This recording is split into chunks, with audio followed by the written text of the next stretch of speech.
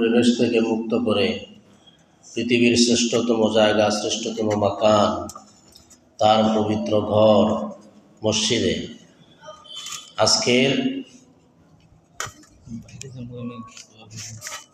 ওখানে একজন লোক থাকবো, খালি আমার বয়ানও যাতে কেউ ডিস্টার্ব না করে। আদিয়া যদি কেউ দেয় একজনে গ্রহণ করবে। আর বয়ানের মাঝখান আমার আদিয়াও তো দোকান না, কথার মাঝখানে ফেস লাগলে আমি হয়তো বয়ান শেষ করে দিব।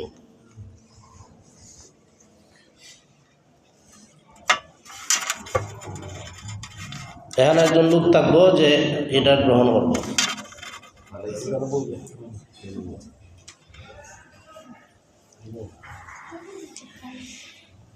এটা আজকে এটা হাদিয়া গ্রহণ করবার রাত না, আজকে রাত হইছে ইবাদতের রাত। এই যে একটা দ্বীনি মজলিস, আলোচনার মজলিস, আপনারা কোরআন এবং হাদিস থেকে আলোচনা শুনবেন, এটা ইবাদত কিনা? কথা বললেন না, এটা ইবাদত কিনা? আল্লাহ রসুল সাল্লাল্লাহু আলাইহি ওয়াসাল্লাম হাদিসের মধ্যে বলেন, তলাবুল ইলমি ফরিদাতুন আলা কুল্লি মুসলিম। দ্বীনের জ্ঞান অর্জন করা ফরজ। মানে আপনারা ফরজ কাজে বুঝছেন, নফল না ফরজ কাজে? দ্বীনের জ্ঞান অর্জন করা সব মুসলিম নরনারীর জন্য ফরজ। ফরজ কাজে বুঝছেন, এটা ইবাদতের মজলিস, কোরআনের মজলিস, আলোচনার মজলিস। অন্যদিকে মাইন্ড ডাইভার্ট হইলে আমার আর এটা ভাল লাগতো না। আপনারা আবার কষ্ট নিয়েছিল এটা আপনারা আমাদের সকলের ভালোর জন্য বলছি। তো আল্লাহ তাআলা আমাদেরকে অত্যন্ত মেহেরবানি করে ভালোবেসে আমাদেরকে তার ঘরে দ্বীনি মজলিসে এই বরকতি রাতে, মাগফিরাতের রজনীতে, আমলনামা পেশ করার রজনীতে, শাবানের 15তম রজনীতে আমাদেরকে আসার বসার তৌফিকটুকু দান করেছেন। আপনারা খুশি না বেজার? খুশি। যদি খুশি হয়ে থাকি, কেন খুশি? যে বাজারে আরো হাজার হাজার মানুষ তাদের পার্সোনাল ওয়ার্কিংয়ে বিজি আছে, কিন্তু আমরা আমাদের আল্লাহকে খুশি করার জন্য আল্লাহর ঘরে আমরা আসতে পেরেছি আল্লাহর দয়ায়, এজন্য আমরা খুশি। এই জন্য আমরা যে আল্লাহর প্রতি খুশি, এজন্য খুশির সুরে একটা আওয়াজ দিতেইব যে আল্লাহ তাআলা যাতে বুঝেন যে আমার বান্দারা আসলেই খুশি। এই জন্য আমরা সবাই জোরে সোরে বলি আলহামদুলিল্লাহ।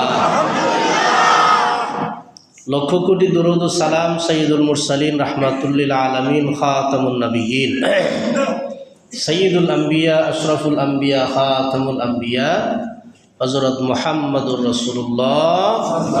সবাই মুহাব্বতের সাথে বলি সাল্লাল্লাহু আলাইহি ওয়াসাল্লাম।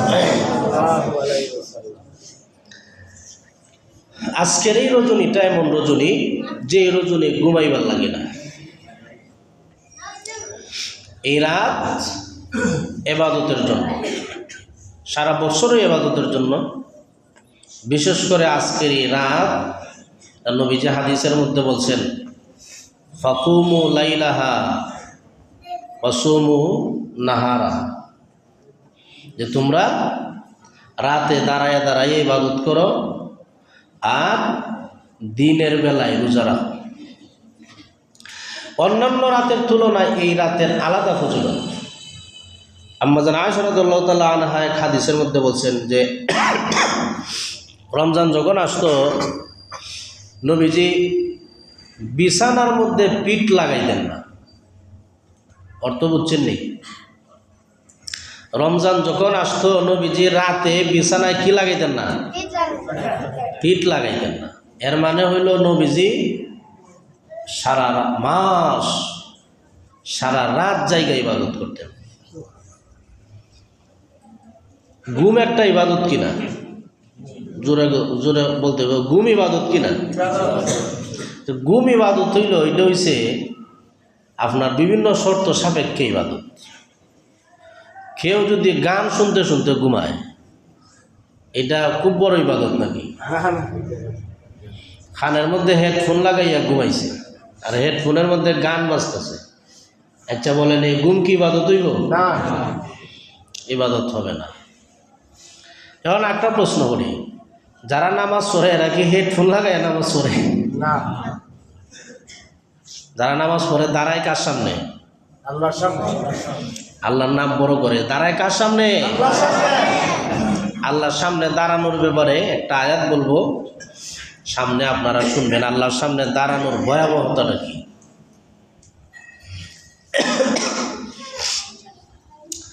তো এই রাতগুলো আসলে সারা রাত জেগে ইবাদত করার জন্য। কেউ যদি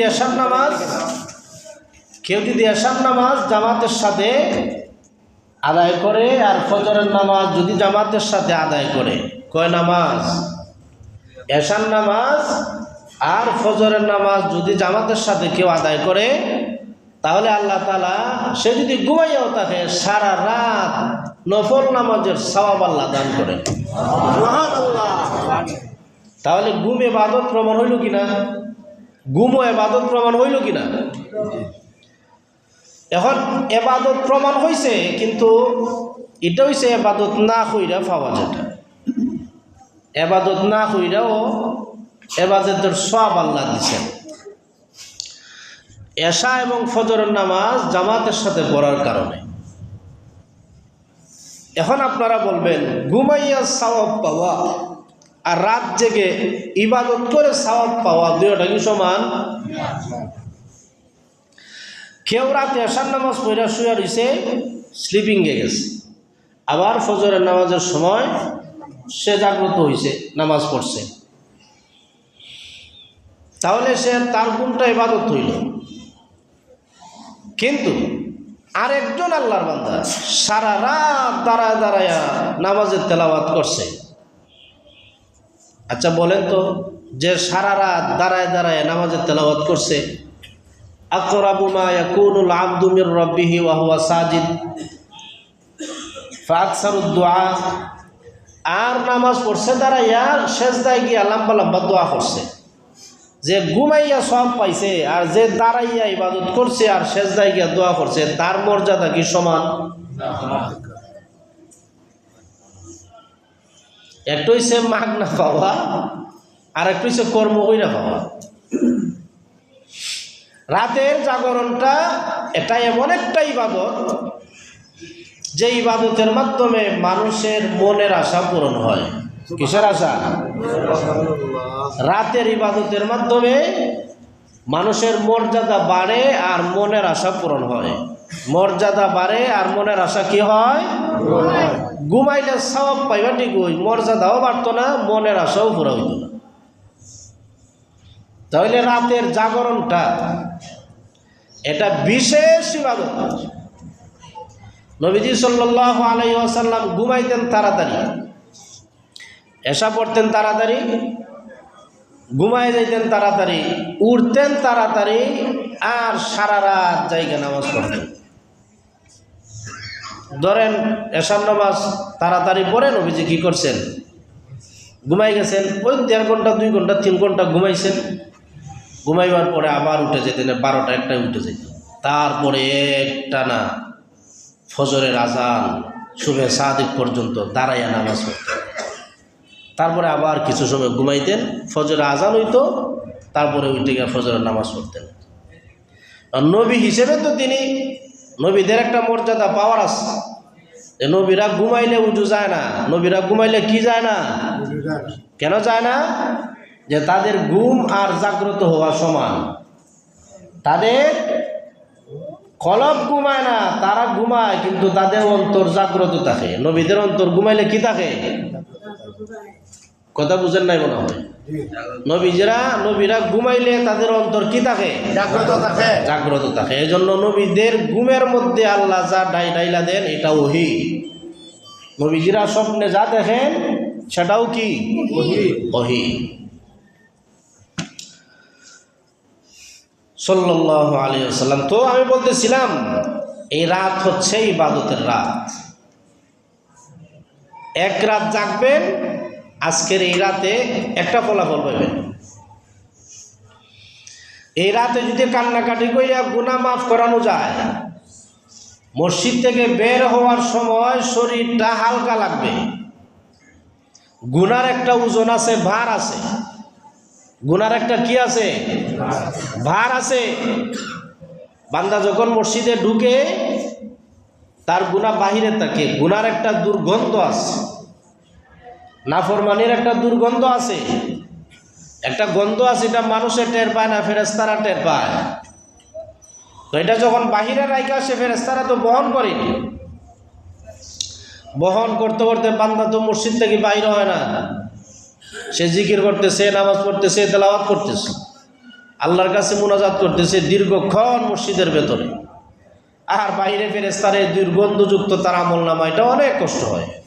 তখন আল্লাহ তাআলার কাছে ফেরেশতারা দোয়া করে, আল্লাহ তোমার বান্দা যে মসজিদের ভিতরে ঢুকলো আর তো বাহির হয় না, আর এদিকে তার গুনার বোঝা লই আমি থাকতাম, আমার কষ্ট হইতেছে, মেহরবানি করে তোমার ওই বান্দারে তুমি মাফ করে দাও।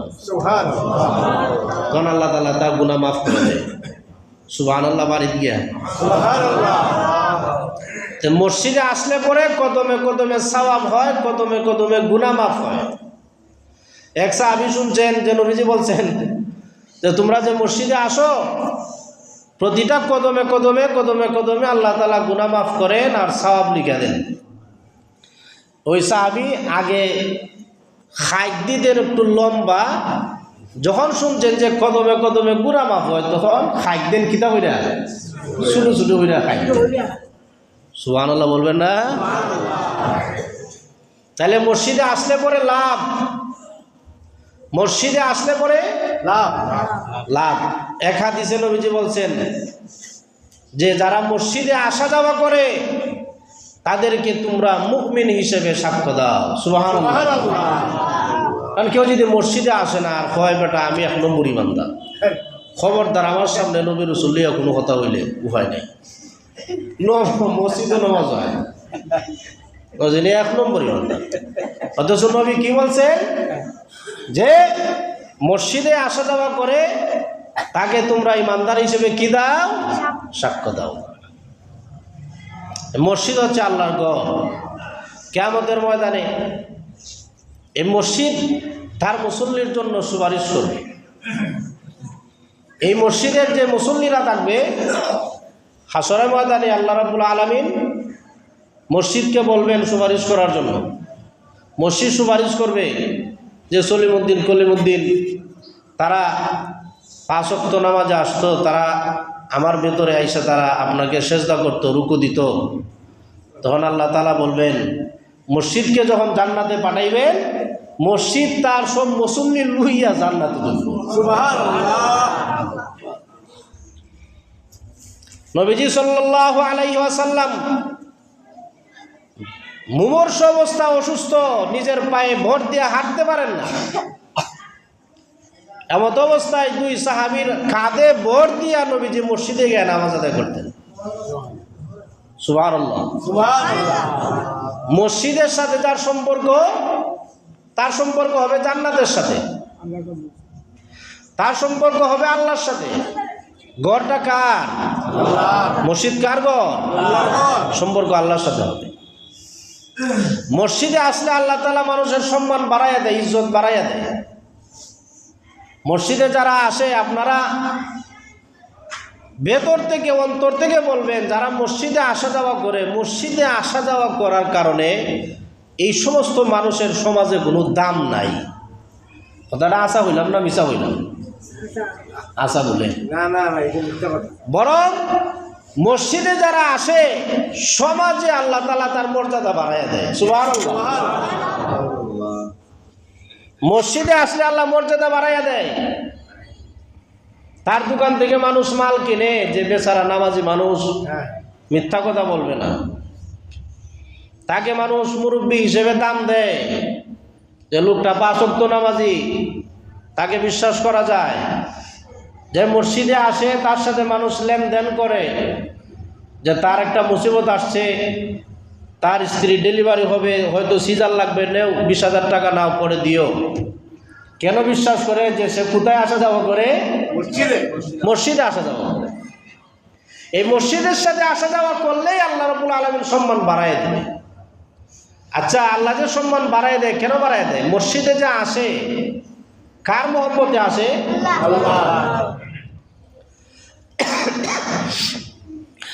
আল্লাহ রাব্বুল আলামিন তার যে বান্দাকে আল্লাহ মহব্বত করেন, জিবরিল ফেরেশতাকে আল্লাহ রাব্বুল আলামিন ডাক দিয়ে বলেন, ও জিবরিল ফেরেশতা, তালুকহরাই গ্রামের রহিমউদ্দিন, সলিমউদ্দিন, কলিমউদ্দিনকে আমি মহব্বত করি, কারণ সে আমার ইবাদত করে, আমার সামনে দাঁড়ায় যায়, আমার কুদরতি কদমের মধ্যে সেজদা করে, তাকে আমি ভালোবাসি, আমি মহব্বত করি। তুমি জিবরিলও তাকে ভালোবাসবা। সুবহানাল্লাহ। জিবরিল সাথে সাথে আসমানের ফেরেশতাদেরকে ডাক দিয়ে বলে, আসমানের ফেরেশতারা শোনো, আল্লাহ রাব্বুল আলামিন কলিমউদ্দিন, সলিমউদ্দিনকে মহব্বত করেন, আমি জিবরিলও এজন্য তাদেরকে মহব্বত করি, তোমরাও তাদেরকে ভালোবাসবা, মহব্বত করবা। আসমানের ফেরেশতারা জমিনের ফেরেশতাদেরকে জানায়া দেয়, ওই সমস্ত লোকদেরকে আল্লাহ ভালোবাসেন, জিবরিল ভালোবাসে, আসমানের ফেরেশতারা ভালোবাসে, আমরা জমিনের ফেরেশতাও আল্লাহর ওই বান্দাদেরকে ভালোবাসি। তো আল্লাহ তাআলা এই ভালোবাসাটা ছড়ায় দেয় সারা পৃথিবীতে। তখন মানুষও আপনাকে ভালোবাসবে। কেন ভালোবাসবে? যে সম্পর্কটা কার সাথে? আল্লাহর সাথে। তো আল্লাহ রাব্বুল আলামিন এই মসজিদের সাথে যারা সম্পর্ক রাখে তাদের মর্যাদা বাড়ায় দেয়। 5 ওয়াক্ত নামাজ যারা যথাযথভাবে আদায় করে, আল্লাহ সুবহানাহু ওয়া তাআলা তাদের জিম্মাদারি গ্রহণ করে নেয়। কেউ যদি নামাজ ছেড়ে দেয়, আল্লাহ তাআলা তাদের জিম্মাদারি ছেড়ে দেয়। কেউ যদি নামাজ ছেড়ে দেয়, আল্লাহ তার জিম্মাদারি কি করে দেয়? তুমি যখন নামাজ ছেড়ে দিছো, তোমার সাথে আমার আর কোনো সম্পর্ক নাই। কোনো মা যদি তার সন্তানকে বলে যে তোমার সাথে আমার সম্পর্ক নাই, কষ্ট লাগবে কিনা? এটার বেশি একটা কষ্ট লাগে না, কারণ এটা একটা বোঝা। এই জন্য মা যদি হয় সম্পর্ক নাই, তে জান আরো বাঁচলো, তুমি তোমার খাও আর আমি আমার খাই। আর যদি গার্লফ্রেন্ডে হয় যে তোমার সাথে আমার সম্পর্ক শেষ, এই সময় দেখবেন তার মাথা মুথা নষ্ট হইয়া কিমদি যেত, কিমদে না, ঘুম নাই, খানি নাই, সিগারেট টানে, নেশা করে। তার গার্লফ্রেন্ডে তারা কি হয়েছে যে তোমার সাথে আমার সম্পর্ক কিতে গেছি, শেষ হয়ে গেছে। নাউযুবিল্লাহি মিন যালিক। তাহলে বোঝা গেল আমাদের ঈমান দুর্বল হয়ে গেছে। মা যদি তার সন্তানের সাথে সম্পর্ক নষ্ট করে, ওই সন্তানের সাথে সম্পর্ক নষ্ট হবে কার? আল্লাহ। নবীজি হাদিসের মধ্যে বলছেন যে তোমার মা বাবা তোমার জান্নাত, হুমা জান্নাতুকা ওয়া নারুকা। তোমার মা এবং বাবা তোমার জান্নাত, তোমার জাহান্নাম। তোমার মা বাবা যদি তোমার উপর খুশি থাকে, তোমার ঠিকানা জান্নাতে। তোমার মা বাবা যদি তোমার উপর নারাজ থাকে, তোমার ঠিকানা কোথায়? জাহান্নাম। এই শুনুনি, তোমরা শুনুনি, মা বাবার সাথে সব সময় তোমরা সালাম দিয়া কথা বলবা আগে। আমার তো মেয়েটার 2 বছর প্লাস বয়স। তো আমি যখন বাড়ির থেকে বাহির হই, তো আমার হয় আব্বু মসজিদও যায় না, আসসালামু আলাইকুম, হরি বাবা, এটা কি সালাম, আসসালামু আলাইকুম। এই যে সালামটা শিখলো কোন জায়গার থেকে? সালামটা শিখছে আমি যখন ঘর থেকে বাহির হই, তখন আমারে খুঁজা বার হইয়া সালাম দিয়ে ঘর থেকে বাহির হই। এই যে একটা পারিবারিক শিক্ষা, এই শিক্ষাটা মানুষকে নেককার বানায়, ভালো মানুষ বানায়। মা বাবার সাথে যদি ভালো সম্পর্ক হয়, সম্পর্ক হবে ভালো আল্লাহর সাথে। আর মা বাবার সাথে যদি খারাপ সম্পর্ক হয়, আল্লাহর সাথে সম্পর্ক নষ্ট হবে। গার্লফ্রেন্ডের সম্পর্ক নষ্ট হলে দিলে আঘাত লাগে, সেকা খাইয়া, নেশা টেশা কইরা, সিগারেট টিগারেট খাইয়া শেষ। তা আল্লাহ যে বলছেন যে কেউ যদি নামাজ ছাইড়া দেয়, তার সাথে আমার সম্পর্ক শেষ, তখন দেখি কোনো কষ্ট নাই। তাহলে বোঝা গেল আমাদের ইমান বেশি শক্তিশালী না দুর্বল? কষ্ট নিও না, কিছু কিছু কথা আপনারা যারা এই লাইনে নাই আপনারা কইবা এই কথাটা অনর্থক, কিন্তু যারা ওই লাইনে আছে তারা বুঝবো যে কথাটা জরুরি। কথা বুঝতেছেন না আপনারা? মুরব্বী বাবারা যারা আছেন এটা মাইন্ড করবেন না। এটা কইছে আমি একটা সাইডকে উদ্দেশ্য করে। কেন? সব ধরনের রোগই আমাদের সমাজে আছে না নাই? সব ধরনের রোগ আছে। এক রোগ লইয়া চিকিৎসা করলে দিত না। হোমিওপ্যাথিকের যে চিকিৎসক আছে সে দেখা যায় সব রোগের ওষুধ দেয়। আমার ক্যান্সার একটা ওষুধ দেলায়, আমার সর্দি একটা ওষুধ দেলায়, আমার পেটের অসুখ একটা ওষুধ দেলায়। সব ওষুধ হোমিওপ্যাথিক এই ডাক্তারের কাছে গেলে পাওয়া যায়। আলাদা কোনো স্পেশালিস্ট করে তাদের নাই। এমন কোনো রোগ নাই যে তারা ওষুধ দেয়। আচ্ছা সেটাই হোক, এটা তার আলাদা স্পেশালিস্ট যে আমি সব বিষয়ে জানি।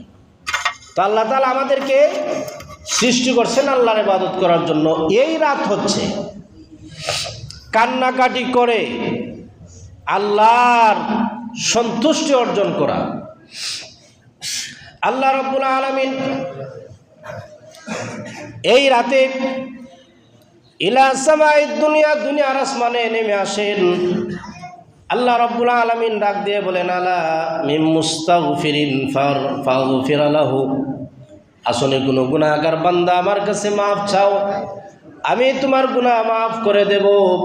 আলা মিন মুস্তারজিকিন ফারজুকাহু, আসিরি কারো অভাব অনটন, টাকা নাই পয়সা নাই, মুসিবতের মধ্যে আসো, অভাব অনটনের মধ্যে আসো, চাকরি বাকরি হয় না, অনেক পড়াশোনা করার পরে চাকরি নাই, মানুষ সমাজে দাম দেয় না, কি করছো এত পড়াশোনা কইরা কোনো চাকরি নাই, বেকারত্বের জিন্দিগি মানে অভিশপ্ত জিন্দিগি মানুষ বলে। এইরকম অভিশপ্ত জিন্দিগি নিয়ে তুমি চলাফেরা করতেছ। আজকে যদি এই রজনীতে তুমি আল্লাহ রাব্বুল আলামিনের কাছে, আল্লাহর কাছে সাহায্য চাও, চাকরি চাও, তোমার রিজিকের ব্যবস্থাপনা চাও, আল্লাহ রাব্বুল আলামিন আজকের এই রাতে তোমার রিজিকের ব্যবস্থা করে দিবে। বিগত 1 বছরের হিসাব আজকে যাবে। কয় বছরে? যেরকম কয় বছর? আর আগামী 1 বছরের হিসাব আজকে করা হবে। আমাদের আমল নামা প্রতি সোমবারে যায়, প্রতি বৃহস্পতিবারে যায়, আবার প্রতি বছর একবার যায়, প্রতিদিনে যায়, প্রতি মাসে যায়। আল্লাহ রাব্বুল আলামিন এটা হিসাব করেন, ফেরেশতারা এটা আল্লাহর দরবারে হাজির করে। বড় বড় কোম্পানি যারা কাজ করেন, কোম্পানির কিছু নিয়ম কানুন আছে। কেউ হিসাব দেওয়া লাগে তার ঊর্ধ্বতন কর্মচারীর কাছে, সাপ্তাহিক রিপোর্ট দেওয়া লাগে, কেউ দৈনিক রিপোর্ট দেয়, কেউ মাসিক রিপোর্ট দেয়, কেউ বাৎসরিক রিপোর্ট দেয়। এক একজন অফিসারের এক একটা সাইট আছে, তার পজিশন অনুযায়ী তার হিসাব আছে। আছে না নাই? তো আল্লাহ রাব্বুল আলামিন এইভাবে প্রতি সোমবারেও হিসাব নেবেন, বান্দা আমলনামা কি আসছে দেখো তো, এটা তো খালি নাফরমানি। আবার বৃহস্পতিবারে দেখো তার আমলনামায় কি আছে, শুধু নাফরমানি। আর শবে বরাতের রাতে যদি আমরা কান্নাকাটি করে সমস্ত গুনাহ মাফ করে আমাদের আমলনামা পবিত্র করে আল্লাহর দরবারে পাঠাইতে পারি, এর চাইতে সৌভাগ্যের আর কিছু হইতে পারে না। ঠিক কিনা? আজকে যদি আমরা তওবা করে যদি আমরা আল্লাহ রাব্বুল আলামিনের কাছে আমাদের মুনাজাতটা কবুল করাই দিতে পারি, তাহলে আমাদের আর কোনো টেনশন নাই। আল্লাহ রাব্বুল আলামিন তার বান্দাদেরকে এই রাতে মাফ করে দেন। অন্যান্য রজনীতে, শেষ রজনীতে আল্লাহ রাব্বুল আলামিন প্রথম আসমানে নেমে আসেন। আর শবে বরাতের রাতে, লাইলাতুন নিসফি মিন শাবানের রাতে, গুরুবে শামস, সূর্য অস্ত যাওয়ার সাথে সাথে আল্লাহ প্রথম আসমানে নেমে আসেন। আল্লাহ সন্ধ্যার পর থেকেই বান্দাদের কি লাগে, বান্দারা আশা নিয়ে আইব, বান্দারা আশা নিয়ে আমার কাছে চাইব, ওই মানুষের আশা পূরণ করার জন্য আল্লাহ রেডি আছে। সুবহানাল্লাহ। আলা মুবতালান ফাওয়াফিয়াহু, আসলে কোনো মুসিবতে কেউ আসো কিনা, মুসিবতে পড়ে তুমি পেরেশান হয়ে গেছো, তোমার দুশ্চিন্তার শেষ নাই, অনেক বড় তোমার ঋণ হয়ে গেছে, অ্যাক্সিডেন্ট হয়ে গেছে, তোমাকে মানুষ সমাজে দাম দেয় না, যেই দিকে যাও সেই দিকেই মুসিবত, মেয়েটাকে বিবাহ দিতে পারতেছো না, সমাজের মানুষ তোমার মেয়ের নামে অপপ্রচার চালাই দিছে, বারবার সুযোগ বিবাহ তোমার ভেঙে যায়। যে যে মুসিবতের মধ্যে থাকো না কেন, আলা মুবতালান ফাওয়াফিয়াহু, আজকের এই রজনীতে আমি আল্লাহকে যদি তোমরা সন্তুষ্ট করে দিতে পারো, আমি আল্লাহ রাব্বুল আলামিন তোমাদেরকে সমস্ত মুসিবত থেকে উদ্ধার করে দেব। সব মুসিবত আল্লাহ দূর করে দিবেন। আলা কাজা হাত্তা ইয়াতলু আল ফাজর, এইভাবে আল্লাহ তাআলা ফজর পর্যন্ত বান্দাদের কাছে আল্লাহ ডাকতে থাকেন, তোমাদের কি লাগে আমাকে বলো। সুবহানাল্লাহ, সুবহানাল্লাহ। এই রাত হচ্ছে তওবার রাত। তওবা যদি তওবার মতো করা যায়, আল্লাহ তাআলা এমনভাবে তওবা কবুল করবেন, সার্টিফিকেট দিয়ে দিবেন। হাদিস শরীফের মধ্যে এসেছে, হযরত ইবনে ওমর রাদিয়াল্লাহু তাআলা আনহু থেকে বর্ণিত হাদিস, তিনি বলেন, আমি একবার নয়, দুইবার নয়, 5-7 বার নয়, বারবার নবীজিকে বলতে শুনেছি, বনি ইসরাইলের এক লোক ছিল, তার নাম হলো কিফুল। সে এমন কোনো পাপ নাই যে করে নাই, যত ধরনের নাফরমানি আছে তার ডিগ্রি লাগাইলাছে। পাপের দিক থেকে সে পিএইচডি করা, এমফিল করা, এমন কোনো পাপ নাই যে ওই যুবকটা কোনোদিন করে নাই। জেনা, ব্যভিচার, সুদ, ঘুষ, মিথ্যা কথা বলা, মানুষকে আঘাত করা, মানুষকে হত্যা করা, মানুষের উপর আক্রমণ করা, মানুষকে তুচ্ছ তাচ্ছিল্য করা, তুহমত দেওয়া, আন্তরিকভাবে মানুষকে কষ্ট দেওয়া, সামাজিকভাবে মানুষকে লাঞ্ছিত করা, এমন কোনো পাপ নাই যে সে করে নাই। একদিন এক সুন্দরী রূপসী নারী তার কাছে এসে কিছু টাকা ধার চাইলো আর বলল যে তুমি আমাকে কিছু টাকা ধার দাও, আমি মুসিবতের মধ্যে পড়ে গেছি। ওই যুবকটা ডাক দিয়ে বলল, তোমাকে ধার দিতে পারে একটা শর্তে, 60 দিরহাম তোমাকে ধার দেব, তবে তুমি আমার সাথে কুকর্মে লিপ্ত হওয়া লাগবে। নাউজুবিল্লাহ। ওই নারীটা যখন বাধ্য হয়ে গেল, তার টাকা অনেক দরকার, যুবকের কুপরামর্শে রাজি হয়ে গেল। কুপ্রস্তাবে রাজি হওয়ার পরে ওই যুবকটা যখন মেয়ের কাছে গেল, মেয়েটা চোখের পানি ফেলে ওই যুবকটাকে ডাক দিয়ে বলল, যুবক, তুমি কি আল্লাহকে ভয় করো না? সুবহানাল্লাহ, সুবহানাল্লাহ। এই কথা বলার সাথে সাথে যুবকটা লাফ দিয়া দাঁড়ায় গেছে, আর মেয়েটা সামনে থাকতে পারে নাই। যারা ওই সমস্ত প্রেক্ষাপটে নিজেকে কন্ট্রোল করে দেয়, আল্লাহ রাব্বুল আলামিন হাসরের ময়দানে যেদিন কোনো ছায়া থাকবে না, আল্লাহর আরশের ছায়া ছাড়া কোনো ছায়া থাকবে না, যেদিন নবীগণ থরথর করে কাঁপবেন, মাথার উপরে যখন সূর্য আসবে, মাথার মগজগুলো গলে গলে নাক দিয়ে, চোখ দিয়ে, কান দিয়ে যখন বের হতে থাকবে, ওই সময় ওই প্রেক্ষাপটে যারা নিজেকে কন্ট্রোল করে গুনাহ থেকে বাঁচায় রাখে, আল্লাহ রাব্বুল আলামিন তাদেরকে আল্লাহর আরশের ছায়ার নিচে জায়গা দান করবে। সুবহানাল্লাহ। আল্লাহর নবী সাল্লাল্লাহু আলাইহি ওয়াসাল্লাম হাদিসের মধ্যে বলেছেন, সাবআতুন ইউযিল্লুহুমুল্লাহু ফি যিল্লিহি ইয়াওমা লা যিল্লা ইল্লা যিল্লুহু, ইমামুন আদিলুন ওয়া শাবুন নাশা ফি ইবাদাতিল্লাহ ওয়া রাজুলুন কলবুহু মুআল্লাকুন ফিল মাসাজিদ। ওই যে মসজিদের কথা বলছিলাম, এখন হাদিস বলবো।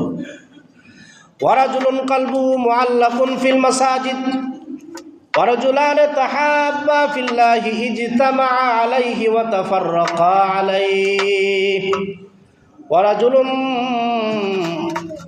তালাবতুহু ইমরাতুন যাতু মানসিবিন ওয়া জামালিন ইন্নী আখাফুল্লাহ ইলা আখিরিল হাদিস। 7 শ্রেণীর মানুষকে আল্লাহ রাব্বুল আলামিন হাসরের ময়দানে মর্যাদা দান করবেন। আল্লাহর আরশের ছায়ার নিচে আল্লাহ বিশেষভাবে মর্যাদাবান করে দিবেন। 1 নাম্বার হলো যারা ন্যায় পরায়ণ শাসক, যারা ন্যায় বিচার করে, তাদেরকে আল্লাহর আরশের ছায়ার নিচে জায়গা দিবেন। সুবহানাল্লাহ বলবেন না? সুবহানাল্লাহ।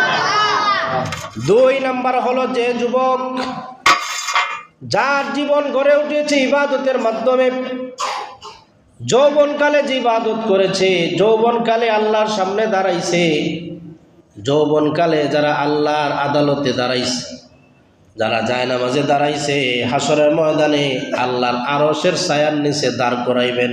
সুবহানাল্লাহ।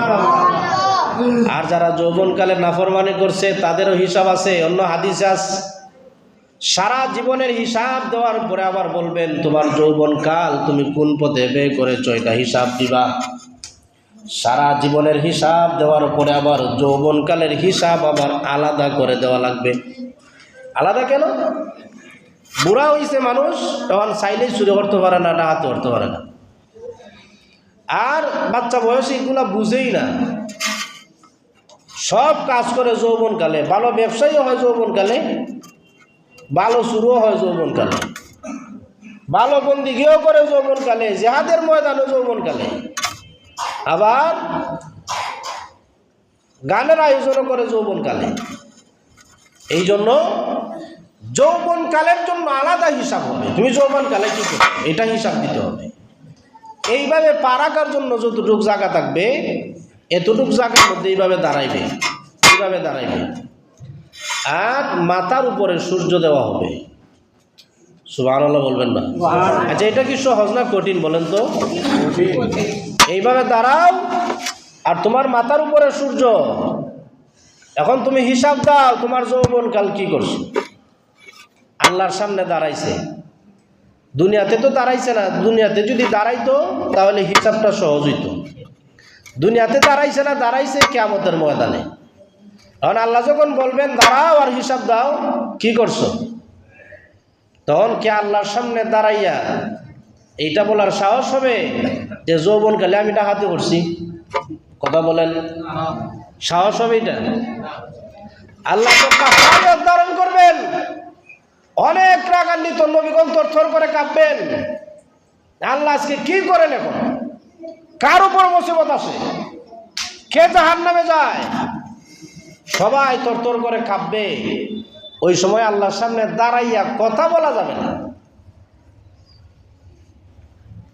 কথা বলার কোনো সুযোগ নাই। দুনিয়াতে আল্লাহর সামনে দাঁড়াতে হবে, নামাজে দাঁড়ায় থাকতে হবে, হাসরের মাঠে যাতে আল্লাহর সামনে দাঁড়াতে না হয়। সুবহানাল্লাহ বলবেন না? হেডমাস্টার ছাত্রের ভুল ধরছে যে তুমি ক্লাস ফাঁকি দিছো, তোমার বিচার হবে। এই ছাত্র হেডমাস্টারের সামনে দাঁড়াইতে ভয় পায়, না জানে কি হবে, সকলের সামনে নিয়ে আবার লজ্জা দেয়। হেডমাস্টারের সামনে দাঁড়াইবার সাহস হয় না, কি জানি কি হয়ে যায়, বেদ দিবে না ফাইন লাগাইবে, না মা বাবাকে ডাইকাই না বলবে তোমার ছেলে এটাও মানুষ, না সব স্টুডেন্টসদের সামনে আমাকে বড় আসনে দাঁড় করাই বলবে এটা ফাঁকিবাজ ছাত্র। অনেক টেনশন যে স্যার নাকি কীভাবে লজ্জা দেয়।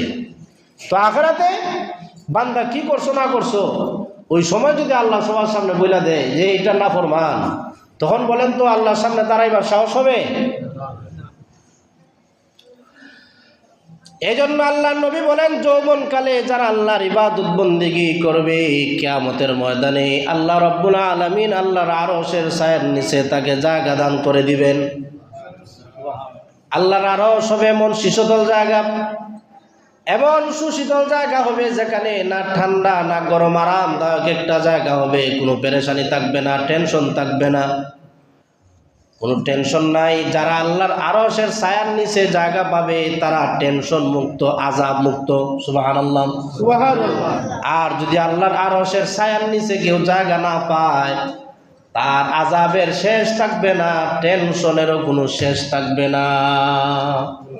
তার টেনশনটা মারাত্মক জিনিস। টেনশনটা মারাত্মক জিনিস। যেমন কেউ যদি বলে যে আপনার মেয়ের সাথে আমার ছেলের বিবাহ হবে, তবে আমি আপনার কাছে একটা মাস সময় নিলাম, একটু আমি সিদ্ধান্ত নেব, পারিবারিকভাবে সবার সাথে বসে আমি সিদ্ধান্ত নেব, 1 মাসের ভিতরে আপনাকে রেজাল্ট জানাবো। আচ্ছা বলেন, 1 মাস কি ওই বাবার ভালো যাবে? টেনশন, না খানি ভালো লাগে, না হাঁটতে ভালো লাগে, না গল্প ভালো লাগে, কিছু ভালো লাগে না। কেন? যে রিজাল্টটা কি জানি হয়, রিজাল্টটা কি জানি হয়। পরীক্ষা দেওয়ার পরে ছাত্ররা টেনশনে থাকে, এই রিজাল্টটা কি জানি হয়। বাপ বলছে যদি এবারে প্লাস নাই, এইবারে তোর জায়গা নাই, মোটর সাইকেল চাষ নেওয়া হয়, বাড়ি গাইয়া ঢুকতে পারতে না, বাপে হয়ে দিছে যদি এবারে প্লাস নাই। দুলাভাই কইছে শালা তোমাকে বলছিলাম যে তুমি যদি এবার A+ পাও তাহলে তোমাকে আমি উমরা করাবো, আমার কিছু টাকা পয়সা আছে। এখন তার রেজাল্ট আউট হওয়ার আগ পর্যন্ত তার টেনশনে গান বাসে না, না ঘুমাইতে ভালো লাগে, না খাইতে ভালো লাগে, রেজাল্টটা জানি কি আসে। ঠিক না বেটি? হাসরের মাঠে যারা এইরকম সন্দিহান অবস্থায় থাকবে তার রেজাল্ট কি আসে, সে জান্নাতি না জাহান্নামী, সে জান্নাতি না জাহান্নামী হবে। ওই টেনশনে যারা থাকবে তারা ভয়ানক আযাবের মধ্যে থাকবে, মারাত্মক আযাবে থাকবে তারা। এটা সাধারণ কোনো বিষয় না। তো আল্লাহর আরশের ছায়ার নিচে যারা স্থান পাবে তারা টেনশন মুক্ত থাকবে, তাদের কোনো টেনশন থাকবে না, তারা টেনশন মুক্ত থাকবে। আল্লাহ রাব্বুল আলামিন বলবেন, ওয়ারাজুলুন দাআতহু ইমরাতুন যাতু মানসিবিন ওয়া জামালিন ইন্নী আখাফুল্লাহ। ওই সমস্ত যুবকরা আজকে তোমরা জান্নাতে যাও, আল্লাহর আরশের ছায়ার নিচে গিয়ে দাঁড়াও, যাদেরকে দুনিয়াতে সম্ভ্রান্ত পরিবারের সুন্দরী রূপসী তোমাকে কুকর্মের জন্য ডাক দিয়েছিল, তুমি বলেছিলে ইন্নী আখাফুল্লাহ, আমি পারবো না, আমি আল্লাহকে ডরাই। সুবহানাল্লাহ। এটা ওই একবারে খালা বেটি যে এটা না, যে খালা বেটিরই তো হলো ইন্নী আখাফুল্লাহ, আমি আল্লাহর ডরাই। খালা বেটি যদি হয় যে অভার দেয় মানছে কইব না না না আমি তা করি না। এই জন্য হাদিসের মধ্যে একবারে ব্যাখ্যা সাপেক্ষে কথা আছে যে সম্ভ্রান্ত পরিবারের লোক আবার সুন্দরী, কটা গুণ আছে? সম্ভ্রান্ত পরিবারের মেয়ে আবার সুন্দরী মেয়ে।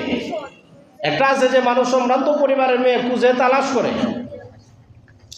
সম্ভ্রান্ত পরিবারের ভালো বংশের না হলে অফার দিলেও মানে না, এটা তার অত প্র্যাকটিস নাই, ওই কিতা না। কিন্তু সম্ভ্রান্ত পরিবারের মেয়ে তাকে অফার করছে, আবার সে সুন্দরী রূপসী, কিন্তু সে ওই সময় বলছে ইন্নী আখাফুল্লাহ, আমি আল্লাহরে ডরাই। এত বড় লোভ যে সামলাইছে, এই জন্য আল্লাহ তাআলা তাকে আল্লাহর আরশের ছায়ার নিচে জায়গা দিবেন। আর একটু জোরে কর না সুবহানাল্লাহ। ওই যে কিফিল লোকটা মারা গেল, লোকটা আল্লাহ রাব্বুল আলামিনের কাছে ওই যে মেয়েটাকে সে এই দিরহাম দিল, আর মেয়েটার সাথে কুকর্মে লিপ্ত না হয়ে লাভ দিয়া দাঁড়ায় গেছে। আর মেয়েটাকে বলছে এতদিন তো আমার অন্তরে কোনো ভয় আসে নাই, আজকে তুমি আমাকে আল্লাহ রাব্বুল আলামিনের কথা স্মরণ করায় দিয়েছ, এই নাও তোমার টাকা, এটার কোনোদিন ফেরত দিতে হবে না, তোমাকে মুক্ত করে দিলাম। এই কথা বলার পরে কিফিল নামক যুবকটা তাড়াতাড়ি আল্লাহ রাব্বুল আলামিনের সামনে দাঁড়াইয়া কান্নাকাটি করা শুরু করে দিল, তওবা ইস্তেগফার করতেছে আর আল্লাহর কাছে বলতেছে, আল্লাহ সারা জীবন বড় নাফরমানি করলাম, অন্যায় করলাম, আর জেনা ব্যভিচারে লিপ্ত ছিলাম, আজকে আমার দিল পরিবর্তন হয়ে গেছে, আমি তোমার কাছে তওবা করতেছি, আর কোনোদিন এত বড় বড় ছোট বড় কোনো নাফরমানি করব না, তওবা করতেছি। তওবার পরে সাথে সাথে লোকটা মারা গেল। সুবহানাল্লাহ। এখন লোকটা যে মারা গেল, এখন সমাজের মানুষ তো যারা নাফরমান জানে, সে যে তওবা করছে সমাজের মানুষে তো আর জানে না, সমাজের মানুষে তো আর জানে না সে যে তওবা করছে আর আল্লাহ যে কবুল করছেন, এটা তো মানুষে জানে না। সে মারা গেল। পরের দিন সকালবেলা যখন মানুষ জানতে পারলো ওই যুবকটা মারা গেছে, হাদিসের কথা, সবাই যখন তার বাড়িতে আসতে লাগলো, একটা নাফরমান মরছে, বহুত দিন এলাকাটা শান্ত হবে, ভালো থাকবে, আমরা একটু চিন্তা মুক্ত হয়ে ঘুমাইতে পারবো, আমাদের মেয়েদেরকে রাস্তাঘাটে ছাড়তে পারবো, আর কোনো টেনশন নাই। সবাই বলতেছে আল্লাহর একটা গজব যে গেছে, একটা নাফরমানের মরণ যে হয়েছে, সবাই শুকরিয়া আদায় করতেছে। সবাই যখন তার বাড়িতে আসলো তার লাশ দেখার জন্য ঘরের ভিতরে যখন প্রবেশ করবে, ওই সময় তাকায় দেখে তার ঘরের দরজার চৌকাঠের মধ্যে আল্লাহ রাব্বুল আলামিন গায়বীভাবে লিখে দিয়েছেন, কাদ গাফারাল্লাহু লিল কিফিল। আল্লাহ গায়বীভাবে তার ঘরের চৌকাঠে লিখে দিয়েছেন যে আমি আল্লাহ তাআলা ইতিমধ্যে কিফিলের সব গুনাহ মাফ করে দিয়েছি। আল্লাহ মাফ করে দিয়েছেন, তওবা করলে আল্লাহ মাফ করে দেন। আজকের এই রাত হলো তওবার রাত। হযরত ওমর ফারুক রাদিয়াল্লাহু তাআলা আনহু নবীজির দরবারে এসে কান্না করতেছেন। নবীজি বলছেন ইয়া রাসূলুল্লাহ, নবীজি বলতেছেন ওমর তুমি কান্না করতেছো কেন? ওমর রাদিয়াল্লাহু তাআলা আনহু বলেন ইয়া রাসূলুল্লাহ ইয়া হাবিবাল্লাহ, আমি এই জন্য কান্না করতেছি, আমার কাছে একটা যুবক এসে কান্না করতেছে যে সে নাকি বড় অপরাধ করছে, এত বড় অপরাধ করছে যে কোনোদিন আর মাফ হবে না। নবীজি বলেন কে সেই যুবক? তাকে নিয়ে আস। যুবকটাকে নবীজির দরবারে আনা হলো। এসে যুবক কান্না করতেছে, মা মরা সন্তানের মতো হাউ মাউ করে কান্না করতেছে, চোখের পানি গাল বেয়ে বেয়ে জমিনের মধ্যে পড়তেছে। নবীজির মায়া লেগে গেল। ও যুবক তুমি এইভাবে কেন কান্না করতেছ? এইটা বলার পরে যুবক বলে ইয়া রাসূলুল্লাহ, আমি এত বড় গুনাহ করেছি যে এই গুনাহ আমি আপনার সামনে বলতে পারবো না। নবীজি বললেন ও যুবক তোমার গুনাহ কি আল্লাহর আসমানের চাইতে বড়? ইয়া রাসূলুল্লাহ আমার গুনাহ আল্লাহর আসমানের চাইতে বড়। বলেন নাউযুবিল্লাহ। নবীজি বলেন তোমার গুনাহ কি পাহাড় সমুদ্র আল্লাহর আসমান আর জমিনের মধ্যে যত ফাঁকা জায়গা আছে সব কিছুর চাইতে কি তোমার গুনাহ বড়? বলে ইয়া রাসূলুল্লাহ আমার গুনাহ তার চেয়ে বড়। নবীজি বললেন আল্লাহর দয়াও তার চেয়ে বড়, আল্লাহ তোমার গুনাহ মাফ করে দিবেন। ওই যুবকটা মনটারে মানাইতে পারে না, চলে গেছে। আবার আসলে এসে বলে ইয়া রাসূলুল্লাহ আমার মনে মানে না, আমি মনে মনে চিন্তা করতেছি আমার গুনাহ হয়তো মাফ হবে না। যুবকটা বারবার নবীজিকে বলার পরে নবীজি বললেন তোমার গুনাহ কি আল্লাহর দয়ার চাইতে বড়, আল্লাহর চাইতে বড়? তখন যুবকটা বলল না না আমার গুনাহ আল্লাহর চাইতে বড় না।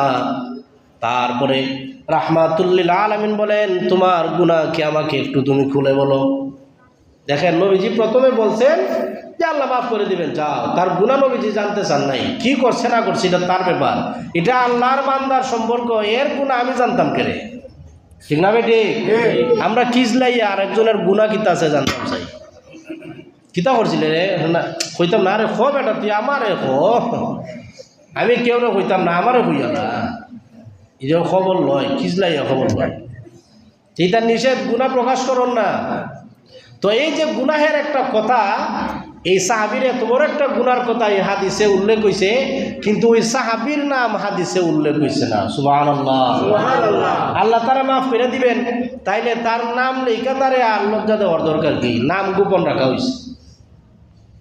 অনেক সাহাবায়ে কেরাম নবীজির সামনে এসে বলতেন যে ইয়া রাসূলুল্লাহ আমি একটা গুনাহ করছি। তো নবীজি তাকে বলতেন না কি গুনাহ করছো? নবীজি বলতেন আল্লাহ মাফ করে দিবেন, তওবা করো, যাও। তার গুনাহ খিজলায় বার করতেন না কি গুনাহ করছে। কারণ মানুষের গুনাহ সম্পর্কে জানলে মানুষের সম্পর্কে ভালোবাসা কমে যায় আর বদ ধারণা তৈরি হয়। ঠিক না বেটি? কেউ গুনাহ করছে, আমি যদি জানি সে একটা সুর, এখন সুর জানার পরে কি তার প্রতি আমার আগের মতো রেসপেক্ট থাকবো? সম্মান বোধ থাকতো না, মায়া মহব্বত থাকতো না। এই জন্য মানুষের গুনাহ খিজলাইয়া বার করেন না। হ্যাঁ গুনাহ করছে বলে তুমি তওবা করো, আল্লাহ মাফ করে দিবেন। তো গুনাহ সম্পর্কে জানছেন কিন্তু ব্যক্তির নাম প্রকাশ করবেন না। গুনাহ প্রকাশ করবেন কিন্তু ব্যক্তির নাম প্রকাশ করবেন না, কারণ ব্যক্তির গুনাহ আর এটা এমনভাবে তার সাথে অ্যাডজাস্ট হওয়া, এটা আল্লাহ চাইলে মাফ করে দিবেন। আমি তার গুনাহ সম্পর্কে জানতেও রাজি না, মানুষকেও জানাইতে রাজি না। এটা হচ্ছে নিয়ম। তো এই যে ওই সাহাবীটা নবীজির কাছে এসে কাঁদতে লাগলেন। নবীজি বললেন তোমার কি গুনাহ, কেমন গুনাহ এটা? বলে ইয়া রাসূলুল্লাহ আমি হইলাম খাফন চোর। কি চোর? আচ্ছা খাফন চুরি কি সাধারণ গুনাহ?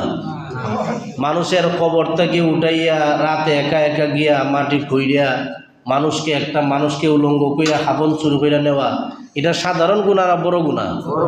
আচ্ছা যাক, সে যাই হোক বড় গুনাহ করছে। নবীজি বলছেন তারপর কি করছো? হয় কাপন চুরি করে আমি যখন চলে যাচ্ছিলাম হঠাৎ করে শয়তান আমাকে একটা ওয়াসওয়াসা দিল যে নারীকে তুমি উলঙ্গ করে খাবন চুরি করছো, ওই নারীটা তো সুন্দরী, যাও তার সাথে গেছি না কোনো। ইয়া রাসূলুল্লাহ আমি বলতে পারতেছি না, আমি বাধ্য হইয়া শয়তানের ওয়াসওয়াসায় পড়ে আমি একটু হামলা করছি। দাঁড়াই চলে যাবো, এত বড় গুনাহ করছো, বের যাও, বার হয়ে দিছি, যাও আমার দরবার থেকে বের হয়ে যাও। অথচ নবীজির লকব কি? ওমা আরসালনাকা ইল্লা রাহমাতাল লিল আলামিন। নবীজিকে আল্লাহ তাআলা আসমান জমিন না সব জগতের জন্য রহমত বানায় পাঠাইছেন। সুবহানাল্লাহ সুবহানাল্লাহ। ওই নবী তারে তারাই দিছেন। এখন বুঝেন গুনাহটা শুধু না বড় বড়, অনেক বড় গুনাহ। নবীজি যখন তাকে তাড়ায় দিলেন, ওই বান্দাটা নিরাশ হয়ে নবীজির দরবার থেকে যখন চলে গেল, একাধারে 40 দিন পর্যন্ত তওবা করতেছে, আল্লাহ রাব্বুল আলামিনের কাছে রুনাজারি করতেছে, কান্নাকাটি করতেছে, আর বলতেছে রব্বুল আলামিন রাহমাতুল লিল আলামিন, নবী আমাকে তাড়াই দিছেন, আমার গুনাহ নাকি তুমি ক্ষমা করবে না? ইয়া রাসূলুল্লাহ, ইয়া হাবিবাল্লাহ, নবীজি আমাকে তাড়াই দিছেন, সবার দরবার থেকে আমি নিরাশ হয়ে রব্বুল আলামিন তুমি মুনিবের দরবারে আমি গুনাহগার অপরাধী 40 দিন পর্যন্ত তোমার দরবারে কান্নাকাটি করি। 40 দিন পর্যন্ত আমি একাধারে তোমার দরবারে কান্নাকাটি করতেছি, আমার গুনাহ ক্ষমা হইল কিনা এই পর্যন্ত কোনো তথ্য পাইলাম না। আমার গুনাহ ক্ষমা হইল কিনা মদিনার কেউ জানতে পারে নাই, আমিও জানতে পারি নাই। আমার গুনাহ যদি মাফ না হয় তাহলে তো আমি মদিনার মানুষের সামনে কি আর মুখ দেখাইতে পারবো না। তুমি না আমারে বানাইছো, বড় আদর করে বানাইছো, তোমার ইবাদত করার জন্য বানাইলা, কিন্তু আমি শয়তানের ওয়াসওয়াসায় পড়ে নাফরমানি করছি গো আল্লাহ। তোমার রহমান আর রহিম নামের খাতির আমাদেরকে তুমি মাফ করে দাও। এইভাবে যখন ওই বান্দাটা কান্না করতেছে আর আল্লাহ রব্বুল আলামিনের কাছে বলতেছে, রব্বুল আলামিন তুমি যদি আমাকে মাফ করে থাকো তাহলে রাহমাতুল লিল আলামিনের দরবারে আমার গুনাহ মাফের সংবাদটা তুমি পৌঁছায়া দাও। সুবহানাল্লাহ। আল্লাহর ওই বান্দা কান্না করতেছে 40 দিন পর্যন্ত আল্লাহ রাব্বুল আলামিনের দরবারে কান্নাকাটি করার পরে আল্লাহ রাব্বুল আলামিন জিবরিল আমিন আলাইহিস সালাতু ওয়াস সালামকে পাঠাইলেন। জিবরিল আমিন এসে বলেন, ইয়া রাসূলুল্লাহ, ইয়া হাবিবাল্লাহ, ওই যে বান্দাটা আর এই পৃথিবীতে যত সৃষ্টি আছে এগুলোর সৃষ্টিকারী আপনি না আল্লাহ? সুবহানাল্লাহ সুবহানাল্লাহ। নবীজি ডাক দিয়া বলেন, না, এই সারা পৃথিবীর যত কুল কায়নাত আছে সব কিছু তো আল্লাহই বানাইছেন, আমি নবীরও আল্লাহই বানাইছেন। ইয়া রাসূলুল্লাহ, ইয়া হাবিবাল্লাহ, আল্লাহ যদি বানায় থাকে তাহলে আপনার কাছে আল্লাহর এক বান্দা গুনাহ নিয়ে এসেছিল, আল্লাহ নি মাফ করবেন, আপনি কেন তারাই দিছেন? এই মুহূর্তে আপনি খবর জেনে নেন যে যুবকটা আপনার দরবার থেকে নিরাশ হয়ে চলে গেছে, আল্লাহ রাব্বুল আলামিন তার জীবনের সব গুনাহ মাফ করে দিছে। সুবহানাল্লাহ। সব গুনাহ আল্লাহ মাফ করে দিছে। এত বড় জঘন্য জঘন্য গুনাহ আল্লাহ মাফ করে দেয়। আজকের এই রাত হলো তওবার রাত, আজকে রাত হলো গুনাহ মাফের রাত। আল্লাহর আরেফ যদি হতে চান, এই যে 40 দিনের একটা কথা বলি সংক্ষেপে, 40-এর একটা দাম আছে। 40-এর একটা কি আছে? একটা দাম আছে। হাদিস শরীফের মধ্যে এসেছে, কেউ যদি একাধারে 40 দিন, কয়দিন? আওয়াজে বোঝা যায় আপনারা এখনো সিনেরাইলি না। একাধারে কয়দিন? একাধারে 40 দিন যদি কেউ ফজরের নামাজ আইসা মসজিদে জামাতে এবং 5 ওয়াক্ত নামাজ তাকবীরুল্লাহর সাথে মসজিদে পড়তে পারে, আল্লাহ রাব্বুল আলামিন তাকে মুনাফিকের খাতার থেকে তার নাম কাইটা দিবে। সুবহানাল্লাহ। 2 নাম্বার হইল জাহান্নামের আগুন থেকে আল্লাহ মুক্তি দান করবে। সুবহানাল্লাহ। কয়দিন বলেন? 40 দিন।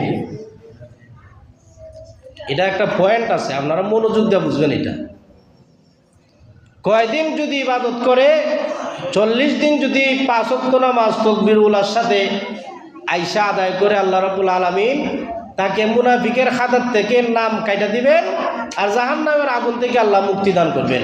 এই 2টা ফাইলে আর কুস্তা লাগেনি না, আর কিচ্ছু লাগে না। এখন আপনাদেরকে একটা কুইজ প্রশ্ন করব, আপনারা বলেন কোন কাজ করলে পরে একাধারে 40 দিন আপনি আমি তাকবীর উলার সাথে নামাজি ইমাম সাহেব আল্লাহু আকবার বলার সাথে সাথে আমিও নিয়ত বাঁধতে পারবো, তাকবীরে তাহরিমা বাঁধতে পারবো কোন আমল করলে? এই সুযোগটা কেমনে হইব? হ্যাঁ, আরে নামাজও তো আইলেন না আপনি তাকবীরুল্লাহ ধরতেন, নামাজও তো আইতেই পারতেন না, ফজরের সময় আপনি ঘুমিয়ে পারতেন না। না এখন এশার নামাজ সুরে ঘুমাইছে, ফজরের নামাজ না তাড়াতাড়ি করলো, কিন্তু জ্বরের সময় গেছি খেত,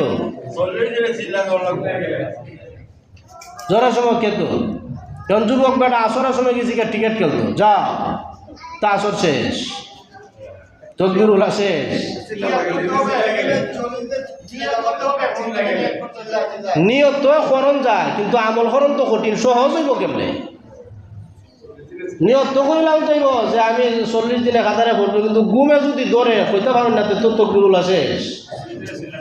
কইতা যদি না পারেন গুনাহ হইতো না, কিন্তু তাকবীরুল্লাহ তো শেষ হয়ে গেল। যখন সুযোগটা কেমনে? সুযোগটা হয়েছে চিল্লা যদি দেন 40 দিনের, কয় দিনে? 40 দিনের চিল্লাত গেলে তাকবীরুল্লাহর সাথে নমাজ না হইরা উপায় নাই। আপনারা হইতো না চিল্লার আমিরে যে যাও আজকে বাড়ির থেকে কেটটা খাইতে আইয়া জোহরের নামাজ পড়ো, যুবকরাও হইতো না যাও যে টিকিট কিনলে আইয়া আসরের নামাজটা সব তবলিগ হইতা কোনো নিয়ম নাই। তো নবীজি হাদিসের মধ্যে বলছেন 40 দিন একাধারে কেউ যদি 40 দিন তাকবীরুল্লাহর সাথে 5 ওয়াক্ত নামাজ আদায় করে, তাহলে আল্লাহ তাআলা মুনাফিকের হাতের থেকে তার নাম কাইটা দেয়, জাহান্নামের আগুন থেকে মুক্তি দান করে দেয়। এখন আমি মিলাইয়া দেখলাম যে একমাত্র 40 দিনের চিল্লা লাগানি ছাড়া তাকবীর উলা নামাজ 40 দিন পড়া সম্ভব না। যে কোনো এখন তুলে মিস হয়ে যাবি, ইচ্ছা না অনিচ্ছায়, ইচ্ছা লাগতো না, ইচ্ছায় ছাড়তা না তো কেউ ইনশাল্লাহ, অনিচ্ছাবশতই আপনার নামাজ তাকবীরুল্লাহ ছুটে যাবে। এমনকি নামাজ কাজা হওয়ার সম্ভাবনা আছে, খালি নিয়ত করলে হয় না, এটারে পরিবেশ পরিস্থিতি তৈরি করে দেওয়া লাগে। এখন অনেকের যদি প্রশ্ন থাকে যে তাই না চিল্লা 30 দিন দিলা লাগাইলে কি তো, আর 50 দিন লাগাইলে কি তো, আর 39 দিন হইল কি তো, আমি 41 দিন লাগাই, আরে আপনি 41 দিন একলা আরেক জায়গায় দান করবেন না। অর্থাৎ যদি আল্লাহর খাঁটি বান্দা হওয়ার লাগে, তাকবীরে উলা নামাজ যদি ফরজ লাগে, তাকবীরে উলা নামাজ যদি ঠিক মতো 40 দিন ফরজ লাগে, চিল্লা ছাড়া এর চাইতে সহজ কোনো পদ্ধতি আমার জানা নাই। চিল্লা দেওয়ান ফরজ কইতাছি না, চিল্লা ছাড়া একটানা 40 দিন এইভাবে নামাজ ফরন যাইব এইরকম কোনো সিস্টেম আমার জানা নাই। আপনারা কেউ জানা থাকলে বইবা। এরা একটানা 40 দিন কেড়ে লাগায়, 39 দিন আর 35 দিন আর 30 দিন আর 50 দিন কেড়ে লাগায় না, যে সবারও একটা চিন্তা থাকে, সবারও একটা চিন্তা থাকে যে আমি এই 40 দিনের চিল্লায় যাতে আমার একটা ওয়াক্ত নামাজ আমার তাকবীরুল্লাহ না ছুটে, ঠিক না বেঠিক? সবাই বাতি আর ফ্যানের চিন্তা।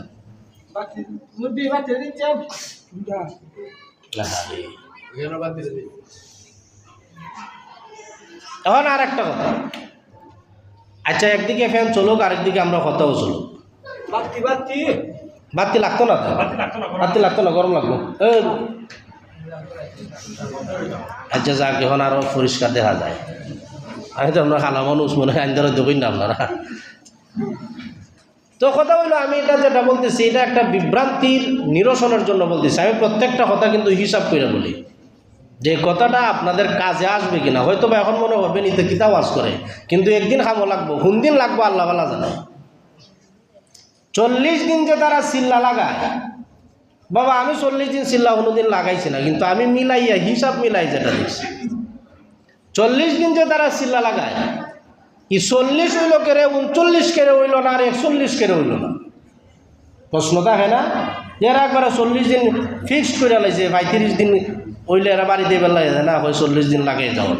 1 নম্বর কারণ হচ্ছে 40 দিন পর্যন্ত তাকবীরুল্লাহ নামাজ পড়ার জন্য এরা ছুটি দিত না, একবারে 40 দিন লাগানি লাগবে। 2 নম্বর হচ্ছে 40-এর সাথে কোরআন এবং হাদিসের গভীর সম্পর্ক আছে।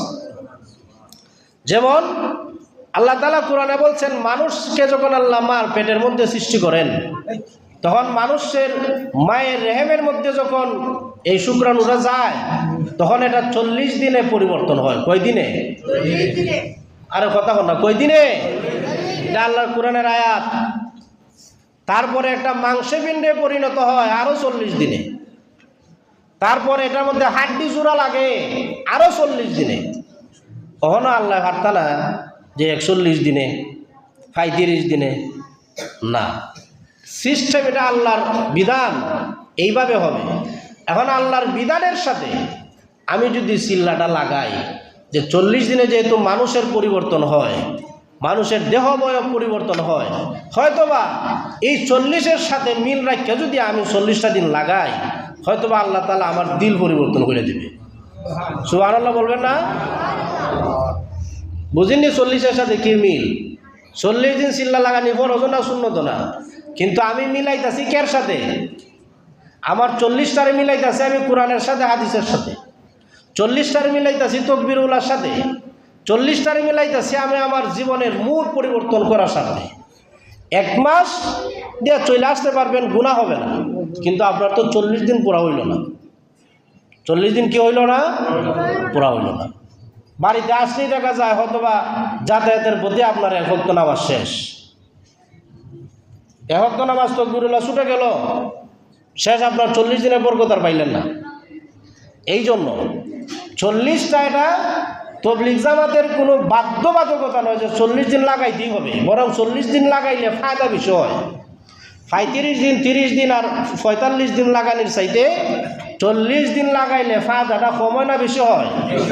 ওই ফায়দাটার জন্য আলাদা কোনো বাধ্যকতা নাই যে 40 দিনে লাগানো লাগবে। আচ্ছা, সে যাই হোক, বলতেছিলাম কোন কথা আর আইলাম কোন কথা। যে আল্লাহর ওই বান্দা 40 দিন পর্যন্ত কান্নাকাটি করার পরে সে কি করলো? আল্লাহর কাছে বললো, আল্লাহ, আমি যেহেতু বড় নাফরমান, আমার গুনাহ মাফ হইল কি হইল না? আমি তো সমাজে আর মুখ দেখাইতে পারবো না, যেহেতু আমার গুনার কথা আমি ফাঁস করে দিচ্ছি, সবাই জেনে গেছে। এখন আমি যাব কোন জায়গায়? তুমি নবীজির কাছে সংবাদ পৌঁছায় দাও যে তুমি আমাকে মাফ করছো। সাথে সাথে আল্লাহ জিবরাইল আমিনকে পাঠাইয়া নবীজিকে জানাই দিলেন আল্লাহ তাআলা তার ওই বান্দাকে মাফ করে দিয়েছেন। এই জন্য আমরাই যে রমজান আসতেছে, রমজানের কয়দিন বলেন তো? 30 দিন। রমজান কয়দিন? 30 দিন। 30-এর সাথে যদি আরো 10 লাগাই কদিন হইব? 40 দিন হইব কিনা? আমরাও অঙ্গীকার করতাম আজকের এই রাতে যে আল্লাহ আজকের দিন থেকে নিয়ে রমজানের শেষ দিন পর্যন্ত, ঈদের দিন পর্যন্ত 1 ওয়াক্ত নামাজ আমরা তাকবীরে উলা ছাড়তাম না, 1 ওয়াক্ত নামাজ কাজা করতাম না, 1 ওয়াক্ত নামাজ আমরা মিস করতাম না। এইটা যদি অঙ্গীকার করা যায়, ইনশাআল্লাহ রমজান একটা ফলাফল দিব। আর যদি রমজান শুরু হইতে হইতে 3 দিন গেছে আর রমজানের শেষে মার্কেটিং করতে করতে 3 দিন গেছে, তাহলে গেল কয় দিন? 6 দিন। আর 24 দিন আতুলিয়া কিতা করবা? 24 দিন আতুলিয়া কি লাগবে? এই জন্য সবে বরাত দেখেন আল্লাহ ওয়ার্নিং কিভাবে দেন। আল্লাহর ওয়ার্নিং বড় খুব হিকমতওয়ালা ওয়ার্নিং, যে সবে বরাতে আমি যদি তাদেরকে মাফের ঘোষণা দেই, হিকমতটা হইতে পারে, তাহলে তারা আসবে, গুনাহ মাফ চাইবে, তওবা করবে, নামাজ শুরু করে দিবে। আর সামনে আসতেছে রমজান, আর তো মিস হওয়ার কথা না। 15টা দিন যদি কোনো রকম কষ্ট করে আসে, নামাজ জামাতের সাথে মসজিদে আইসা পড়তে পারে, আর রমজান ঢুকলে তো ইনশাআল্লাহ আর মিস করবেই না। কাজেই কেন মিস করবে না? রমজানে সেহরি তো খাওয়ান লাগবো, সারি না খাই রোজা রাখন যা, সারে খাই তাড়াতাড়ি ফজর হইলে ঘুমাইতাম। আর বাকি দিন দেখবা তোমরা এমনিতে নামাজ পড়তে পারবা। 40 দিন পুরা করতে হইলে ওয়ার্নিংটা সবে বরাত থেকে শুরু। কোন সময় থেকে শুরু? সবে বরাত থেকে ওয়ার্নিং শুরু, যে তোমরা 40 দিন পুরা করো। এখন থেকে নামাজে লাগা যাও, তওবা শুরু করে দাও, ইস্তেগফার শুরু করে দাও, তেলাওয়াত শুরু করে দাও। সবে বরাতটা শাবানও না হইয়া রজব হইতে পারতো না? আল্লাহ ভাবতেন না, দিলেন না কেন? আল্লাহ বারবার ওয়ার্নিং দেন, বান্দাদেরকে বারবার ওয়ার্নিং দেন। সবে বরাতের আগে আল্লাহ তাআলা রজব মাসের ওয়ার্নিং দিচ্ছেন। নবীজি বলছেন, আল্লাহুম্মা বারিক লানা ফি রজব ওয়া শাবান ওয়া বাল্লিগনা রমাদান। হে আল্লাহ, আমরা রমজান মাসও পৌঁছাও দেও, আর রজব শাবানও বরকত দেও। এই যে দোয়াটা আমরা করলাম, রমজানও পৌঁছাই দেওয়ান মানে রমজানের রাইতে দিনে হালি ডাইলে ওরা খাওয়ান। আদুন না দি রমজানের আইতে দিনে ডাইলে পরে খাইবার লাগি তো রমজানের ফুজবার দোয়া করি না আমরা, বরং আমরা এই মুহূর্ত থেকে রমজানকে কিভাবে কাজে লাগানো যায় এই প্র্যাকটিস আমরা ইনশাল্লাহ শুরু করব। ইনশাল্লাহ আল্লাহর আরেফ হওয়া লাগবে। আল্লাহর আরেফ যদি না হওয়া যায় তাহলে কাজ হবে না। আল্লাহ রাব্বুল আলামিনের পরিচয় লাভ করতে হবে। আরেফের 6টা গুণ আছে। যারা আল্লাহকে চিনে, আল্লাহকে যারা মহব্বত করে, তাদের 6টা গুণ আছে। একটা গুণ হইল ইজা যাকারাল্লাহ ইফতাখারা। ইজা যাকারাল্লাহ ইফতাখারা। আরেফ হইছে তারা যারা আল্লাহর কথা স্মরণ হইলে নিজেকে অনেক প্রাউড ফিল মনে করে, অনেক খুশি মনে করে, অনেক খুশি থাকে, মনে মনে অনেক খুশি থাকে যে হারে আমারে আল্লাহ তাআলা তৌফিক দিছেন, আল্লাহর নামটা আমি স্মরণ করতাম পারছি। কত মানুষ যায় মাসের পর মাস আল্লাহর কথা ইয়াদ হয় না, আছে না এমন মানুষ? আরো আগে একবার বলছিলাম যে জিজ্ঞাইছে ওবা তোমার নবীর নাম কিতা? কয় আমার নবীর নাম আল্লাহ। কি আল্লাহর নামটা কি ইয়াদ হয় সারা বছর? বেটার বয়স হয়ে গেছে এমন 60। জিগায় কিতা? কয় নবীর নাম বলে আল্লাহ। এখন বুঝুন যে আল্লাহর নামটা কিভাবে স্মরণ করে। তো আরেফ যারা, তারা ইজা যাকারাল্লাহ ইফতাখারা, তারা হচ্ছে আরেফ, আল্লাহর পরিচয় লাভকারী। যারা আল্লাহর কথা স্মরণ হইলে নিজেরে খুশি মনে করে যে আলহামদুলিল্লাহ আল্লাহ তাআলা আমাকে আল্লাহর কথা স্মরণ করবার তৌফিক দিছেন, মনে মনে নিজেকে অনেক ভালো মানুষ মনে করে। 2 নম্বর গুণ হইল ওয়াইজা যাকারা নাফসাহু ইহতাকারা। যখন নিজের কথা মনে হয় তখন নিজের খুব তুচ্ছ মনে করে। যেমন ফর এক্সাম্পল এখন আয়েশা একজন জিকির করতেছে লা ইলাহা ইল্লাল্লাহ, জিকির করতেছে, আর জিকিরের ফাঁকে ইয়াদ হইল হে ফেসবুকও কয়টা লাইক ফললো গিয়ে এখন দেখুন। আমি একটা পোস্ট করছিলাম আধা ঘন্টা আগে, এখন পর্যন্ত কয়টা লাইক করছে আর কমেন্টগুলা কি আইছে, কমেন্টগুলা রিপ্লাই করতে হবে কি হবে না? যদি রিপ্লাই না করি তাহলে তারা নাকি আমি মাইন্ড করে, এই জন্য আমাকে তাড়াতাড়ি গিয়া ফেসবুকে ঢুকে রিপ্লাই কমেন্ট না করা পর্যন্ত আমার এই পোস্ট সাকসেসফুল হবে না। এই যে জিকিরের মাঝখানে ইয়াদ হইছে কের কথা? ফেসবুকের কথা। ফেসবুক দিয়ে উদাহরণ দিলাম। এইভাবে মানুষে আল্লাহর নাম স্মরণ করার ফাঁকে ফাঁকে নিজের নফসের কথা ইয়াদ হয়, নিজের স্বার্থের কথা ইয়াদ হয়। আরে বাজার করবার কথা আমার বাকি রয়েছে, বাজার লিয়ে যাওয়ান লাগবো, শ্বশুর বাড়ি যাওয়ান লাগবো, নানা বাড়ি যাওয়ান লাগবো, তারপরে পিকনিকে যাইতে হইব। এইভাবে বিভিন্ন কথা তার আল্লাহর জিকিরের মাঝখান দিয়ে যখন স্মরণ হয়, আরেফ হইছে ওই ব্যক্তি ওই সময় নিজেকে তুচ্ছ করে। আমি কি বান্দা যে আমি জিকিরে বসছি, জিকিরে বসে ফেসবুকের কথা ইয়াদ হয়? আমি কেমন বান্দা যে জিকিরে বসছি, জিকিরে বসে আমার পিকনিকের কথা ইয়াদ হয়? আমি কেমন বান্দা যে জিকিরে বসছি, জিকিরে বসার পরে আমার পেটের খিদার কথা স্মরণ হয়? আমি তো আল্লাহর আরেফ হইতাম পারলাম না। ঠিক কি না? এটা হচ্ছে আরেফের 2 নম্বর গুণ। যে আরেফ যখন নিজের কথা স্মরণ করে তখন নিজেরে হে আমি শেষ, আমি দুজকি ছাড়া আর বুঝতে না, তখন নিজেকে তুচ্ছ মনে করে। এটা আরেফের 2 নম্বর গুণ। 3 নম্বর গুণ হচ্ছে ওয়াইজা নাযরা ফি আয়াতিল্লাহি ইয়াতাবারা। যখন আরেফ হচ্ছে ওই সমস্ত ব্যক্তি যারা আল্লাহর নিদর্শন যখন দেখে তখন এটার থেকে ইবরত হাসিল করে, শিক্ষা অর্জন করে, বোঝার চেষ্টা করে যে আল্লাহ এটা কেন সৃষ্টি করছেন, আল্লাহ এটা কেন সৃষ্টি করছেন, এটা নিয়ে গবেষণা করে। হয়তো আমার জন্য আমার ভালোর জন্য সৃষ্টি করছেন, অবশ্যই ভালোর জন্য সৃষ্টি করছেন। গবেষণা করে চিন্তা করে তখন তার গুণ হয় আরেফ। কারণ আল্লাহ রাব্বুল আলামিন বলছেন যে আল্লাহর নিদর্শন দেখো আর ঘুরাও, জমিন ঘুরাও, কুল সিরু ফিল আরদ, জমিনে যাও ঘুরাও। এখন এরা বেটা বিডি মিললিয়া যায় জাফলং, যায় কক্সবাজার। কোন বাজার যায়? হ্যাঁ, কক্সবাজার। আচ্ছা, আমি মনে হয় জানি না। আচ্ছা, যায় কক্সবাজার। তো কক্সবাজার যায় বেফর্দা হইয়া কক্সবাজার যায় গিয়া ওখানো ফানির মধ্যে লাভ দেওয়া পড়ে। দলিল কই পাইছে ফানিত গেছে লাভ দেওয়া পড়ন, কক্সবাজার গিয়া ওয়াইফ লইয়া ফুলাফুরি লইয়া গেছে ফানিত লাভ দেওয়া পড়ন। হিদায়া পাইল হই হেও কোরআন থেকে দলিল দেয়। আল্লাহ বলছেন কুল সিরু ফিল আরদ, আল্লাহর জমিন ভ্রমণ করো। আমি ভ্রমণ করতে করতে জমিন থেকে লাভ দিয়ে সাগরও করছি। বুঝছেন? সে এখন যে জমিন থেকে লাভ দিয়ে সাগরও পড়ছে, এটা সে কোরআনের আয়াত অর্ধেক বুঝছে আর অর্ধেক লেখাই দিচ্ছে। আল্লাহ তাআলা আয়াতের পরে বলছেন কুল সিরু ফিল আরদ ফানজুরু কাইফা কানা আকিবাতুল মুকাজ্জিবিন, আল্লাহর জমিন ভ্রমণ করো আর মিথ্যাবাদীদের পরিণতি কি হইছে এইটা দেখো। সুবহানাল্লাহ বলবেন না? আল্লাহকে আলী ভ্রমণ করার জন্য বলছেন না মিথ্যাবাদীর পরিণতি কিতা আছে এটাও তুগাইবার কথা হইছে। যেমন আমার টাকা আছে পয়সা আছে, আমি বলবো আমি এখন ফ্লাইটে চলে যাব মিশরে, মিশরে গিয়া দেখবো ফেরাউনের কি পরিণতি হয়েছে। ফেরাউনের পরিণতি দেখবো কেন? যে ফেরাউন আল্লাহ রাব্বুল আলামিনের সাথে নাফরমানি করার কারণে কেমনভাবে আল্লাহ তাআলা তাকে সুটকি বানায় রাখছেন, যে এটা তার পরিণতি দেখা ইব্রত হাসিল করা, শিক্ষা অর্জন করা যে আল্লাহ নাফরমানি করলে আল্লাহ আমারও সুটকি বানায় রাখতে পারে। ঠিক না বেটি? এইটা তালাশ করা। শাহজালাল মাজারও যায় গিয়া হয় হে আমার বাবা 10 বছর ধরে চেষ্টা কইরাও একলা হইতাম পারলাম না, তুমি যদি এক কান দান করো এ হইলে ফাইলাম। নাউজুবিল্লাহ বলবেন না? আল্লাহ রাব্বুল আলামিন বলেন ইন্নাল আলী মুশরিকিনা মুসাহিন, আজকের এই শবে বরাতের রাতে 2 শ্রেণীর মানুষকে আল্লাহ মাফ করবেন না।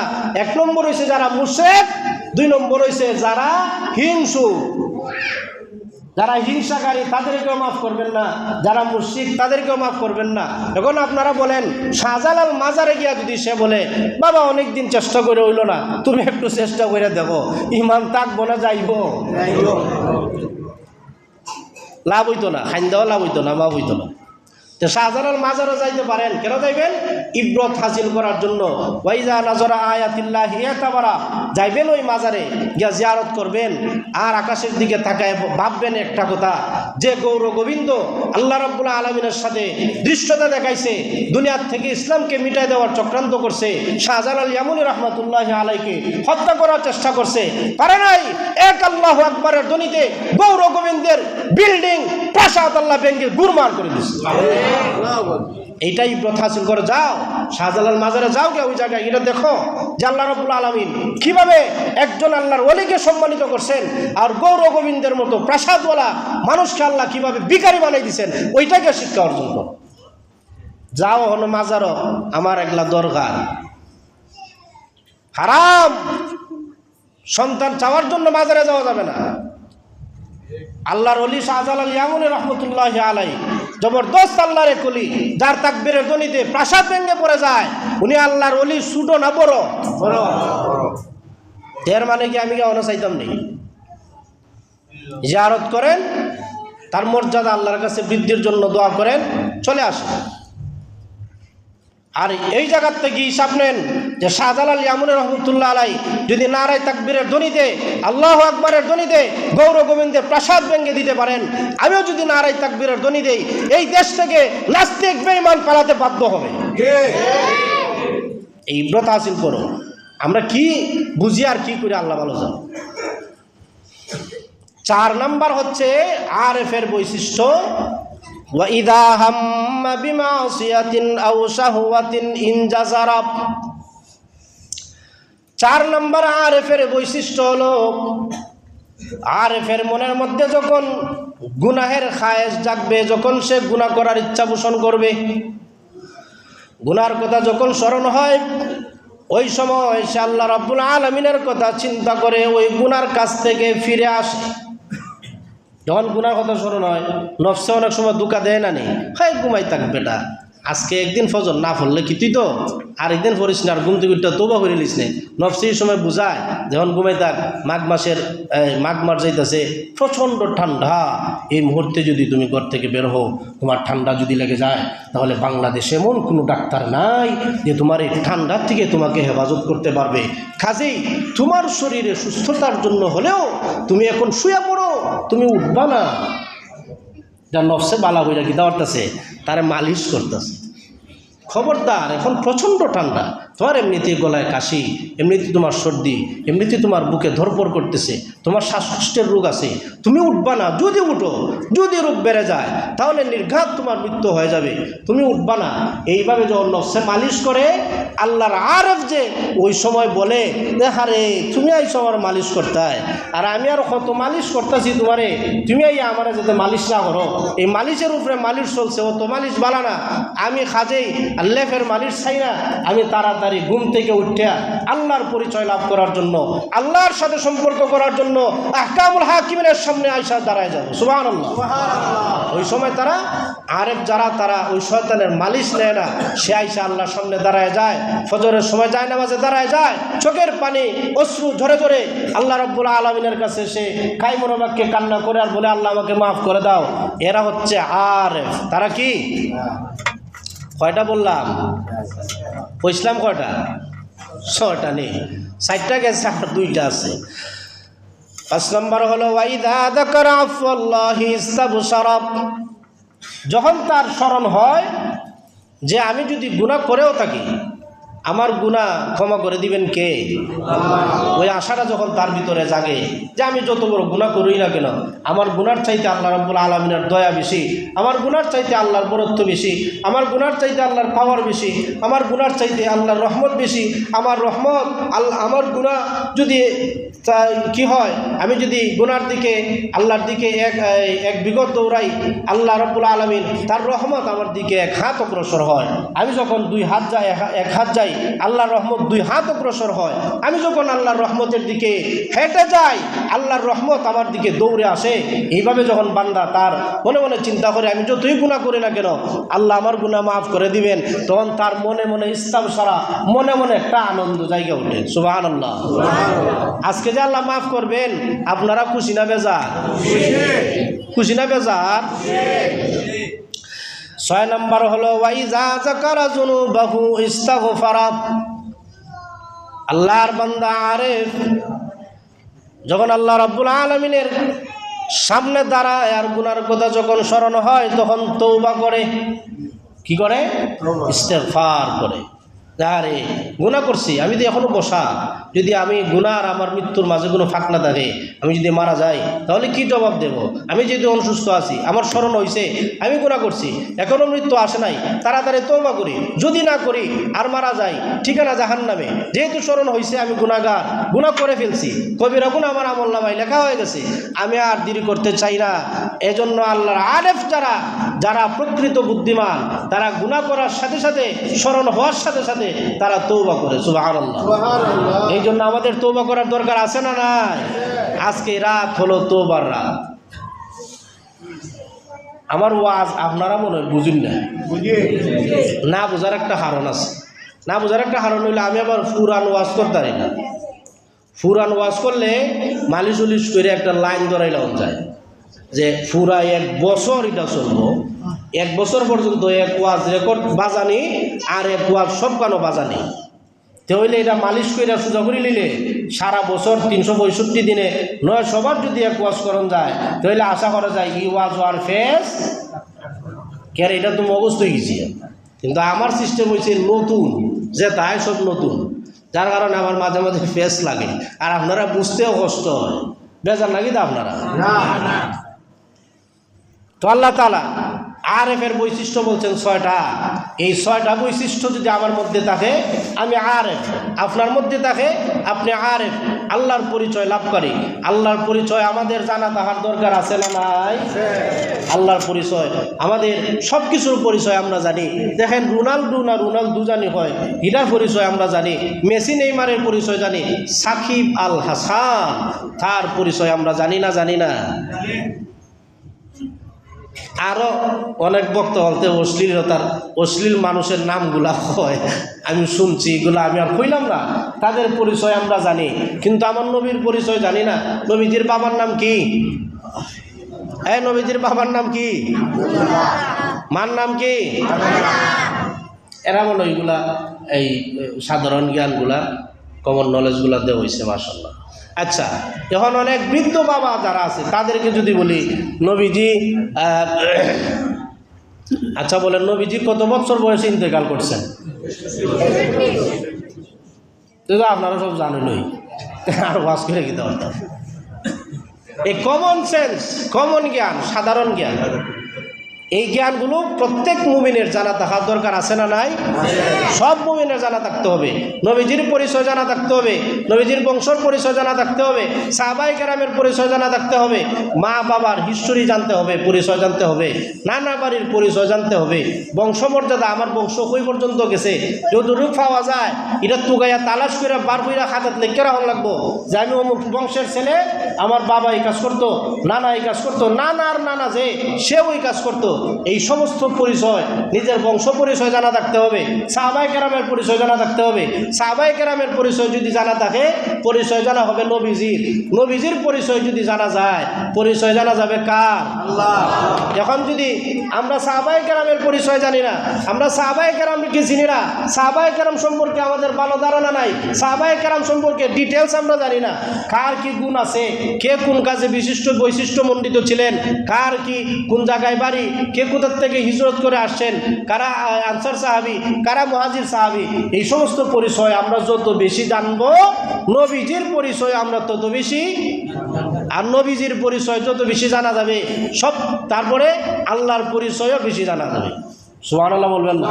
কারণ আল্লাহরে পাইতে হইলে খারে পাওয়ার লাগবো আগে, আল্লাহরে পাইতে হইলে নবীজিকে পাওয়া লাগবে, ঠিক আছে। আল্লাহরে পাইতে হইলে নবীকে পাওয়া লাগবো, আর নবীকে পাইতে হইলে সাহাবায়ে কেরামকে পাওয়া লাগবে। সাহাবায়ে কেরামকে পাইতে হইলে আইম্মায়ে মুজতাহিদিন যারা আছে তাদেরকে পাওয়া লাগবো। এক সিস্টেমে যাইতে হইব, আমি আটকা দিয়ে ভাল মারি উঠে এলাম গা আর ঘুরাইয়া তাওরি মারে ফিরে এলাম গা, জীবন নাশ হয়ে যাবে। বুঝুন নি কথা? কিতাব বুঝায় একটু ডিপলি গভীরে চিন্তা করার, ফিকির করার চেষ্টা করবেন। সাহাবায়ে কেরাম রাদিয়াল্লাহু তাআলা আনহুম আজমাইন, দেখেন আল্লাহ রাব্বুল আলামিন সাহাবায়ে কেরামকে কতটা মহব্বত করেন, কতটা ভালোবাসেন। ওই যে একজন সাহাবীর কথা বললাম, তিনি তওবা করছেন। আচ্ছা বলেন তো ওনার নাম কি হাদিসে আছে? হাদিসে ওনার নাম নাই। অর্থাৎ এখানে আল্লাহ তাআলা বুঝাইছেন যে গুনার জন্য তওবা করো, কে তওবা করছে তাকে তোমার চেনার দরকার নাই। এই জন্য আল্লাহ রাব্বুল আলামিন আজকের এই রজনীতে আল্লাহ তাআলা আমাদেরকে মাফ করে দিবেন।